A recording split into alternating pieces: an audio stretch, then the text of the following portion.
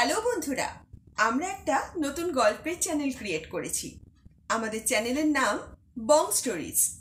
এখানে নতুন নতুন গল্প শোনার জন্য আমাদের চ্যানেলটিকে সাবস্ক্রাইব করে পাশে থাকা ছোট্ট বেল আইকনটি প্রেস করে রাখো আমাদের গল্পের নোটিফিকেশন পাওয়ার জন্য। আমাদের গল্প লেখা ও বলার প্রয়াস যদি তোমাদের ভালো লাগে তাহলে অবশ্যই লাইক করো ও শেয়ার করে দিও, আর কমেন্ট করতে ভুলো না যেন। আমাদের চ্যানেলের লিংকটি নিচে দেয়া রইল।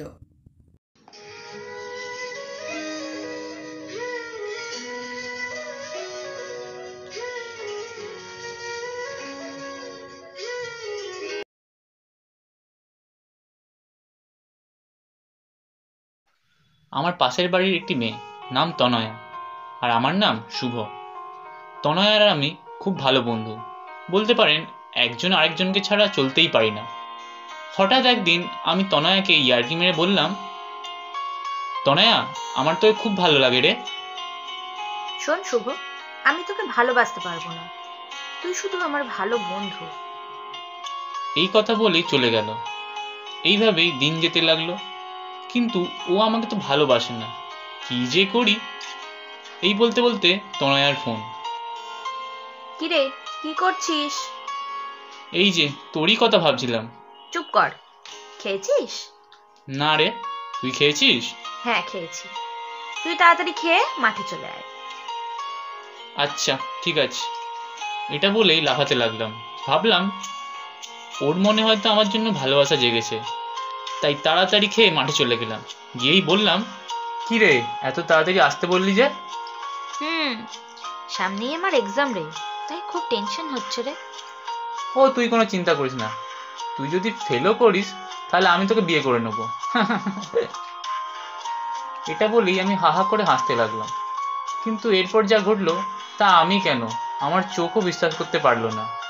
ও এমনভাবে আমার গালে চড় মারলো যেন গাল থেকে ধোঁয়া বের হচ্ছে। চড়টা মেরেই তনয়া বলল, তোকে বন্ধু করেই জীবনের সবচেয়ে বড় ভুল করেছি। আজ থেকে আমাদের বন্ধুত্ব এখানেই শেষ। এটা বলেই ও চলে গেল, আর আমার চোখ দিয়ে জল পড়তে লাগলো। কিছুই বুঝতে পারলাম না, খুব খারাপ লাগছে। শেষে কিনা বন্ধুত্বটাও শেষ হয়ে গেল। কেমন যেন খারাপ স্বপ্নের মতো লাগছে, কিন্তু এটাই বাস্তব। বুক ভরা কষ্ট নিয়ে বাড়ি ফিরে এলাম। এসেই শুয়ে পড়লাম। বারবার পুরনো স্মৃতিগুলো মনে পড়ছে। প্রতিদিন সকালে ওকে ঘুম থেকে জাগাতাম, দিনে কমপক্ষে হলো 50টা ফোন আর মেসেজ করতাম।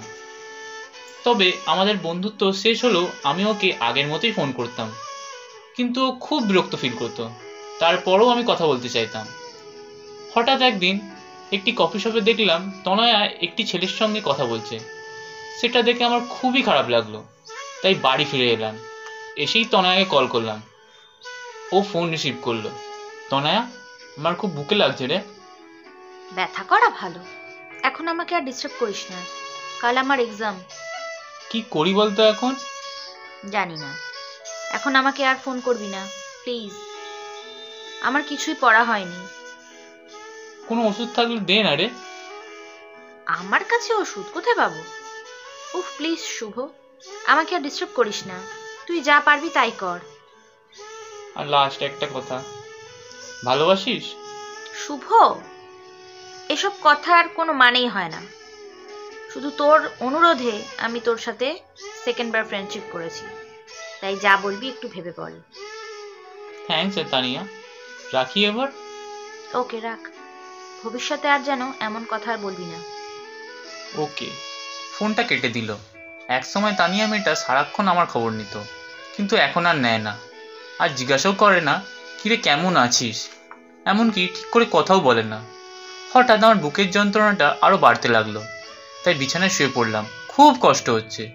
কোনো রকমে বিছানা থেকে উঠে বুকে ব্যথার ওষুধ খেলাম, তারপর শুয়ে পড়লাম। এদিকে পাখির ডাকে ভোরবেলায় উঠে পড়লো তনয়া। মোবাইল চেক করে একটা দীর্ঘশ্বাস ফেলে বলল, যাক, আজ আর আমাকে ফোন করে বিরক্ত করেনি।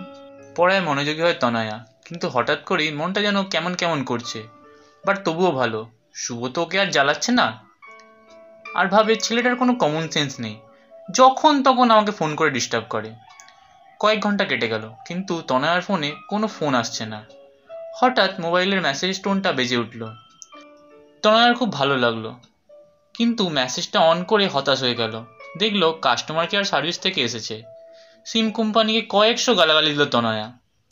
এদিকে ঘড়ির কাঁটা ক্রমশ বেড়েই চলেছে, কিন্তু একবারের জন্য শুভর কল এলো না। হঠাৎ তনয়ার মনে পড়লো গতকালের কথা। এবার তনয়ার মনের ভয়ে বাড়তেই লাগলো। রাত 8টা। তনয়া একদম পড়ায় মন বসাতে পারছে না। বারবার শুভর কথা মনে পড়ছে, কিন্তু শুভ তো ওকে শুধু বিরক্ত করে। তাহলে ওর কথা কেন বারবার মনে পড়ছে? কিছু না ভেবেই ও শুভকে কল করলো। হ্যালো শুভ। আমি শুভ দিদি বলছি। তুমি তনয়া, তাই না? ও এখন বাইরে গেছে গো, বন্ধুদের সাথে। আপনি এরকম কেঁদে কেঁদে কথা বলছেন কেন? আমার কিন্তু খুব ভয় লাগছে। ও কিছু না, আমাদের বাড়িতে এক রিলেটিভ মারা গেছেন, তাই ওনার জন্য একটু মনটা খারাপ। তোমার তো এক্সাম চলছে, তাই না? ভালোভাবে দিও, তোমার এক্সাম যেন খুব ভালো হয়। ওকে দিদি, শুভ এলে আমায় ফোন করবেন। তনয়া কিছুই বুঝতে পারছে না। শুভকে কি ও ভালোবাসে? এক্সামের কথা মনে পড়তেই ও পড়তে বসে যায়। মন না বসলেও ও জোর করে পড়ছে। পড়তে পড়তে হঠাৎ সে ঘুমিয়ে পড়ে। ঘুমের মাঝে কে যেন চিৎকার করে বলছে, তনয়া আমি তোকে ভালোবাসি রে। কিন্তু গলাটা চিনতে পারছে না ও। হঠাৎ ভোরের দিকে ওর ঘুম ভেঙে যায়। তনয়ার চোখে মুখে আতঙ্কের ছাপ। ফোনটা হাতে নিয়েই দেখে কোনো মেসেজ নেই। তনয়া চায় যে শুভ ওকে ফোন করুক, মেসেজ করুক। তনয়ার মনে হচ্ছে ও শুভকে ভালোবেসে ফেলেছে। ইস, যখন শুভকে বলবো ভালোবাসি, কত খুশি হবে ও। ভাবতে কেমন অবাক লাগছে। এক্সামের শেষে ও শুভদের বাড়িতে চলে গেল। বাড়িতে ঢুকতেই দেখে ওদের বাড়িতে মানুষদের ভিড়। শুভর দিদি এসে তনয়াকে নিয়ে যাচ্ছে শুভকে দেখাবে বলে। ওকে নিয়ে এসে শুভর ছবির সামনে দাঁড় করালো, আর ওর হাতে একটা চিঠি ধরিয়ে দিল। চিঠিটা পড়তে শুরু করলো তনয়া। কেমন আছিস তনয়া? আশা করি ভালোই আছিস। দিদি চেয়েছিল তোকে জানাতে আমার অবস্থা ভালো নেই, কিন্তু তোর তো এক্সাম, আর এমনিতেই তোর অনেক সময় আমি নষ্ট করে ফেলেছি, তাই আর জানাইনি। যাক, তোর এক্সাম কেমন হয়েছে? ও সরি রে, আমি তো আর বললেও শুনতে পারবো না রে। সম্ভবত এখন তুই আমার ছবির সামনেই দাঁড়িয়ে আছিস। তবে আমি এখন অনেক খুশি হয়েছি এই ভেবে যে আমি আর তোকে কোনো দিনও ডিস্টার্ব করবো না। সত্যি তোকে অনেক ডিস্টার্ব করেছি, ক্ষমা করে দিস আমাকে। আর হ্যাঁ, রোহন ছেলেটা অনেক ভালো রে, তোর সঙ্গে খুব ভালো মানাবে। সেদিন তোদের দুজনকে কফি শপে দেখেছিলাম। আরও সরি রে, তোর এমনিতেই অনেক সময় নষ্ট করে ফেলেছি, সামনেই তোর এক্সাম। ভালো থাকিস রে। আর হ্যাঁ, আর একটা কথা, প্লিজ রাগ করিস না। ভালোবাসিস তো নয়া?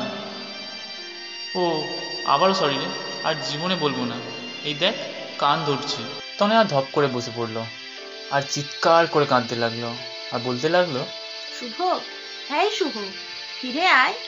একবার দেখ আমি এসেছি। তুই না আমাকে ভালোবাসিস, আমিও তোকে খুব ভালোবাসি রে। তুই না আমাকে বলেছিলিস বিয়ে করবি? এই যে দেখ, আমি রাজি। এবার তুই ফিরে আয়। কিন্তু না, শুভ আর ফিরে আসবে না, কারণ সে চলে গেছে অনেক অনেক দূরে, যেখানে গেলে কেউ আর ফিরে আসে না। ভালোবাসার মানুষগুলোকে কখনো অবহেলা করো না, নয়তো এর ফল সারা জীবন ভোগ করতে হতে পারে। সবাই বুঝতে পারে, কিন্তু তা সময় চলে যাওয়ার পর। আমাদের আজকের গল্পটি ভালো লাগলে লাইক করে দিও, আর চ্যানেলটিকে সাবস্ক্রাইব করতে ভুলো না। সাবস্ক্রাইব বাটনের পাশে থাকা বেল আইকনটিতে ক্লিক করে রেখো আমাদের পরবর্তী গল্পের নোটিফিকেশন সব থেকে আগে পাওয়ার জন্য।